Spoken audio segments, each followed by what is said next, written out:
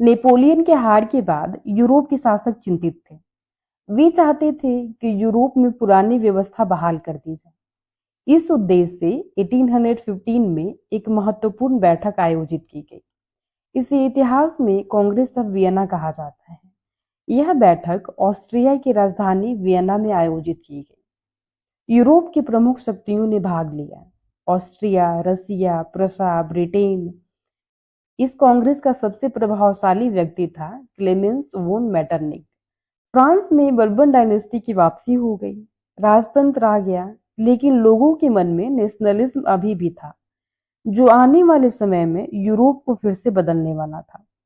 वहां लोग अब राजा की प्रजा बनकर नहीं रहना चाहते थे, अधिकार चाहते थे, संविधान चाहते थे। इसी माहौल में एक नया विचार आया, लिबरलिज्म। लिबरलिज्म शब्द लैटिन भाषा के शब्द लीबर से निकलता है, जिसका अर्थ होता है फ्रीडम। लेकिन 19वीं सदी में इसका अर्थ राजनीतिक विचारधारा से थी। लिबरल्स चाहते थे constitutional government, equality before law, freedom of speech, freedom of press. व्यापारी और उद्योगपति चाहते थे कि व्यापार पर अनावश्यक प्रतिबंध समाप्त हो जाए। उस समय यूरोप के विभिन्न राज्यों में अलग अलग टैक्स सिस्टम था। इससे व्यापार में कठिनाई होती थी, इसलिए लोग यूनिफाइड मार्केट की मांग करने लगे। लिबरलिज्म स्वतंत्रता की बात करता था, लेकिन उस समय महिलाओं को राजनीतिक अधिकार नहीं दिए गए थे, वोटिंग राइट्स प्राप्त नहीं थे, वे चुनाव नहीं लड़ सकते थे। कंजर्वेटिज्म क्या था? लिबरलिज्म के ऑपोजिट एक विचारधारा थे। 1815 के बाद नेशनलिज्म और लिबरलिज्म दोनों तेजी से फैलने लगे। स्टूडेंट्स, राइटर्स, जर्नलिस्ट नई राजनीति की व्यवस्था की मांग करने लगे। फिर आया 1830। फ्रांस में विद्रोह शुरू हुआ। बर्बन डायनेस्टी के शासन जनता को स्वीकार नहीं थे। 3 दिनों तक पेरिस की सड़कों पर संघर्ष हुआ। इसे जुलाई रिवॉल्यूशन कहा जाता है। बर्बन किंग को सत्ता छोड़नी पड़ी और उसकी जगह लुइस फिलिपी को राजा बनाया गया। यह घटना पूरे यूरोप के लिए प्रेरणा बन गई। 1830 की रेवोल्यूशन का प्रभाव बेल्जियम पर भी पड़ा। उस समय बेल्जियम और नीदरलैंड एक ही राज्य के हिस्सा थे, लेकिन दोनों क्षेत्रों की भाषा, संस्कृति और धार्मिक पहचान अलग थे। बेल्जियम के लोगों ने विद्रोह कर दिया और 1831 में बेल्जियम एक स्वतंत्र राष्ट्र बन गया। यह यूरोप में नेशनलिज्म की पहली बड़ी सफलताओं में से एक थी। इसी समय इटली में एक युवा क्रांतिकारी उभर रहा था, मैजिनी, जो आगे चलकर यूरोप के सबसे बड़े प्रभावशाली नेशनलिस्ट नेताओं में से एक बना। युवावस्था से ही मैजिनी नेशनलिज्म और डेमोक्रेसी के विचारों से प्रभावित था। उस समय इटली कई राज्यों में विभाजित था। कुछ क्षेत्रों पर विदेशी शक्तियों का नियंत्रण था। 1831 में मैजिनी ने एक संगठन की स्थापना की। नाम था यंग इटली, जिसका उद्देश्य एक स्वतंत्र और गणतांत्रिक इटली का निर्माण कराना था। मैजिनी केवल इटली तक सीमित नहीं था। उसके बाद यंग यूरोप की स्थापना की, जिसका उद्देश्य पूरे यूरोप में नेशनलिस्ट मूवमेंट्स को प्रोत्साहन देना था। हालांकि मैजिनी के कई विद्रोह असफल रहे, लेकिन उसके विचार अत्यंत प्रभावशाली साबित हुए। उसने हजारों युवाओं को प्रेरित किया। 1830 के बाद यूरोप में नेशनलिज्म और लिबरलिज्म की ताकत लगातार बढ़ती गई। स्टूडेंट्स आंदोलन कर रहे थे, राइटर्स नेशनलिज्म का प्रचार कर रहे थे। धीरे धीरे यूरोप एक बड़े विस्फोट की ओर आगे बढ़ रहा था। 1840 के दशक में यूरोप गंभीर संकटों से गुजर रहा था। कई क्षेत्रों में खराब फसलें हुई, फूड प्राइसेस तेजी से बढ़ने लगे, गरीबी और बेरोजगारी बढ़ गई। फैक्ट्रीज में काम करने वाले वर्कर्स की स्थिति भी खराब थी।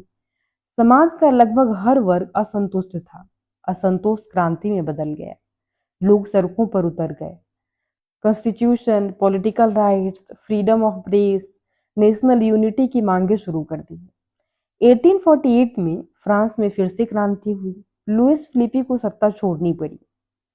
फ्रांस में मोनार्की समाप्त कर दी गई और रिपब्लिक की स्थापना की गई। फ्रांस की घटनाओं का प्रभाव जर्मन स्टेट्स पर भी पड़ा। उस समय जर्मनी कोई एक राष्ट्र नहीं था, यह लगभग 39 राज्यों में विभाजित था।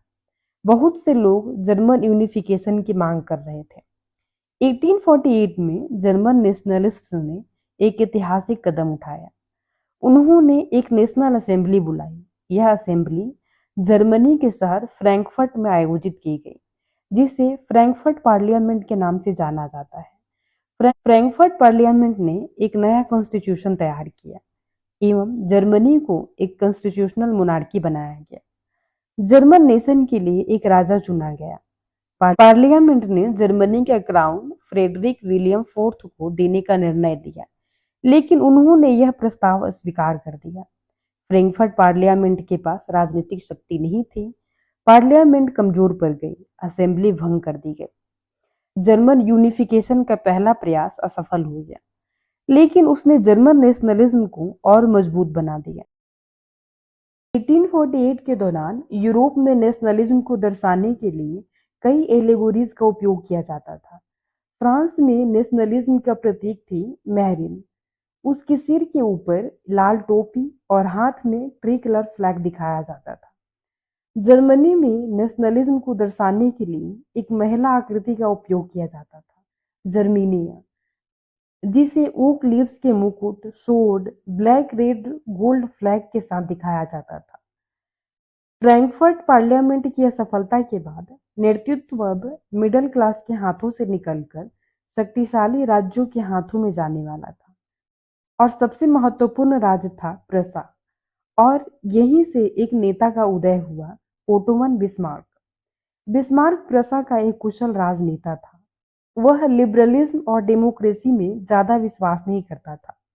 बिस्मार्क समझता था कि जर्मन स्टेट को एकजुट करने के लिए एक शक्तिशाली नेतृत्व की आवश्यकता है।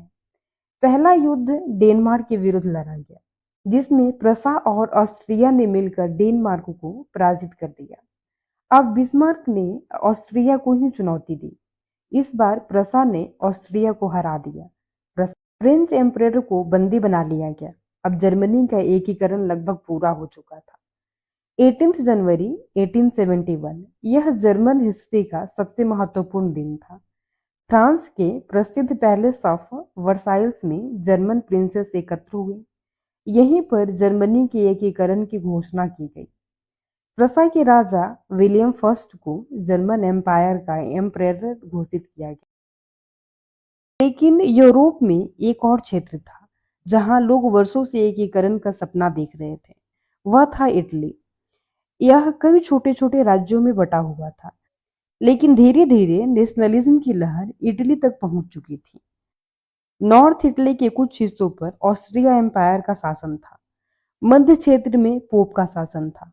इटली के एकीकरण का सपना सबसे पहले जिस व्यक्ति ने देखा था वह थे मैज़िनी। मैज़िनी के कई विद्रोह असफल रहे, लेकिन मैज़िनी के सपनों को वास्तविकता में बदलने का काम किया काउंट कैम्यूलियो ने।